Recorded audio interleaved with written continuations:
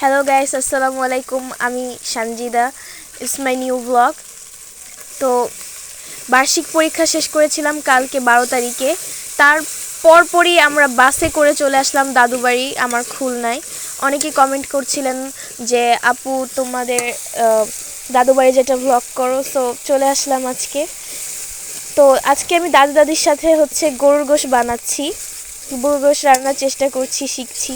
এই যে বাইরের প্রকৃতি দেখে দেখে খুবই ভালো লাগছে। কার কার ভালো লাগে এই বার্ষিক পরীক্ষা শেষ করে এই শীতের মৌসুমে গ্রামের বাড়ি যে দাদু দাদির সাথে একসাথে সময় কাটাবো, পিঠা বানাবো, খেলাধুলা করব।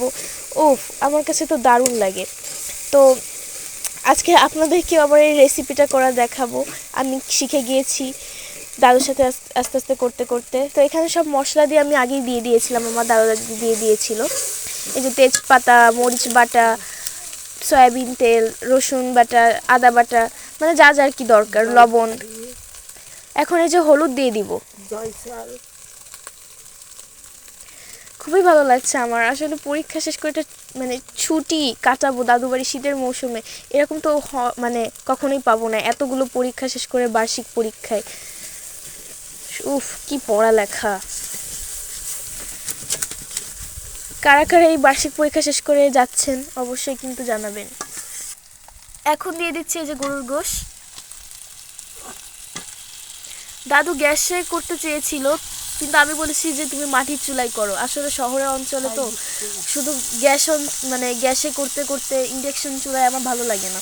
আমি গ্রামের একটা মৌসুম, একটা গ্রামের একটা ফ্লেভার পাওয়ার জন্যই দাদিকে বলেছি যে চুলাই করতে।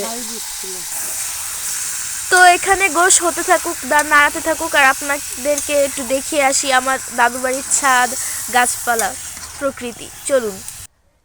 আমাকে প্রায় অনেকেই কমেন্ট করেছিলেন যে আপু তোমাদের দাদু বাড়ি, গ্রামের বাড়ির গাছগুলো একটু দেখাও।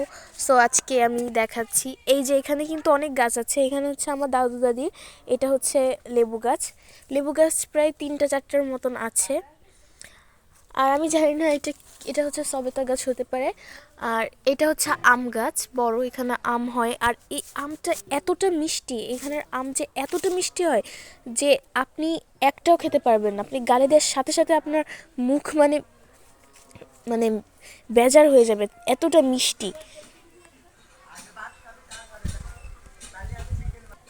আর এটা আমার দাদু বাড়ির ছাদ।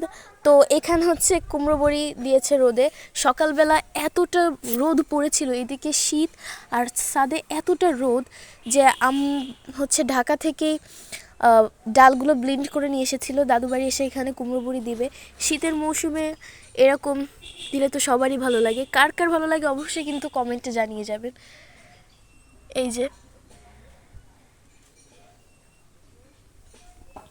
অনেকগুলো হয়েছে, আমার কুমড়ো বড়ি খুবই পছন্দ।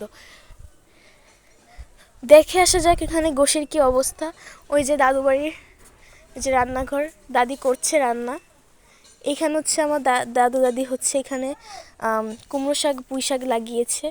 আসলে আমার দাদু বাড়ির প্রকৃতিটা অনেক সুন্দর, অনেক। তো গোশ এই যে নাড়ানো হয়ে গিয়েছে, এখন দাদি ঢেকে দিবে। দাদি, এটা হতে কত সময় লাগতে পারে?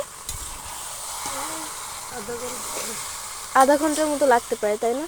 আমার দাদির হাতের রান্না অসাম, মানে আমি কি বলবো আপনাদেরকে, আমার এত ভালো লাগে। তো দেখেন, আর গোশটা কিন্তু একদম সদ্য গোশ। আজকে